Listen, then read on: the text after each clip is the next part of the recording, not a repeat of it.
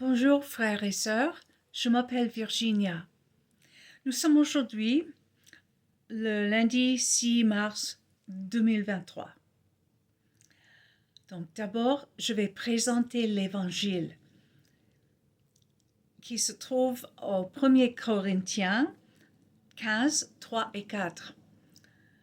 Je vous ai enseigné avant tout, comme je l'avais aussi reçu, que Christ est mort pour nos péchés selon les Écritures, qu'il a été enseveli et qu'il est ressuscité le troisième jour, selon les Écritures. Donc aujourd'hui, je voudrais vous parler à propos d'un sujet très important, c'est le salut. Est-ce qu'il est éternel ou temporaire? Mais soyons sûrs que la perte du salut est impossible. Votre salut ne peut être enlevé. Lisons Jean 3, 16. Car Dieu a tant aimé le monde qu'il a donné son Fils unique, afin que quiconque croit en lui ne périsse point, mais qu'il ait la vie éternelle. Donc, la vie éternelle est promise à un chrétien rené. La vie éternelle est la promesse de passer l'éternité en ciel avec Dieu, à jamais. Dieu promet que si vous croyez en Jésus-Christ, vous aurez la vie éternelle. Si un chrétien perdait son salut, la vie éternelle aurait à redéfinir. Vivre à jamais est la promesse aux chrétiens. Éternel veut dire éternel, n'est-ce pas?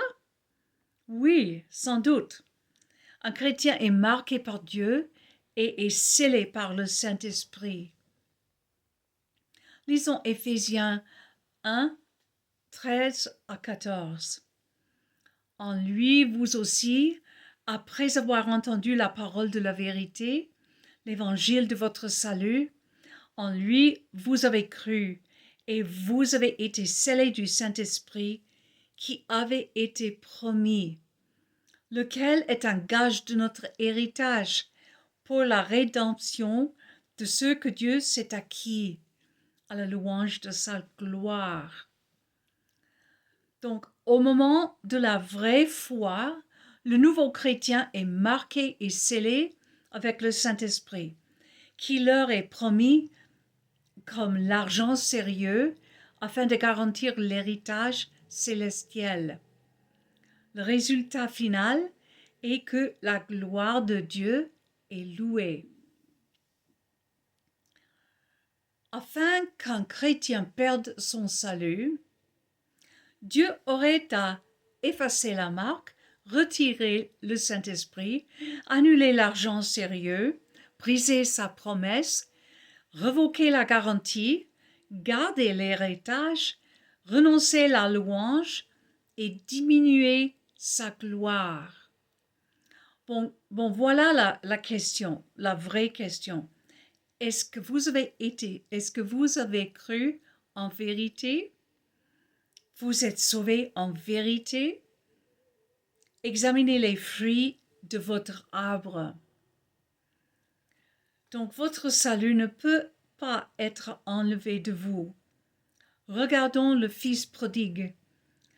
L'histoire du Fils prodigue est un tableau de l'amour de Dieu que Dieu a pour nous, ses enfants.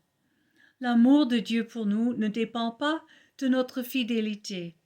L'amour est sans condition. Il nous a aimés quand nous étions encore en nos péchés. Quoique nous soyons exigeants et nous ne restons pas fidèles, Dieu reste toujours notre Père fidèle et aimant. Donc, juste un petit mot à la fin. Il y a des versets bibliques qui semblent dire qu'on peut perdre le salut. Mais il y a un plus grand nombre de versets bibliques qui disent qu'on ne peut pas perdre le salut. La Bible ne se contredit pas. Donc, comment intégrer, comment comprendre ces deux groupes de versets soi-disant différents. Voilà. Le seul moyen, la seule façon de comprendre et de prendre tous les versets qui disent que le salut est permanent. Les autres sont compris hors du contexte ou ce ne sont pas des critères pour le salut. Voilà, la Bible est toujours correcte. Il n'y a pas de contradiction dans la Bible. Donc, voilà la bonne explication pour le débat. J'espère qu'il n'y aura pas de débat parce que on ne peut pas perdre le salut et c'est là l'évangile. Si on pense qu'on peut perdre le salut, on ne comprend pas l'évangile authentique, biblique. Donc c'est tout ce que je voulais vous dire aujourd'hui. Et s'il y a des questions, posez-les-moi. Je les accueille. En tout cas, je vous aime beaucoup et que Dieu vous bénisse et à la prochaine. Au revoir.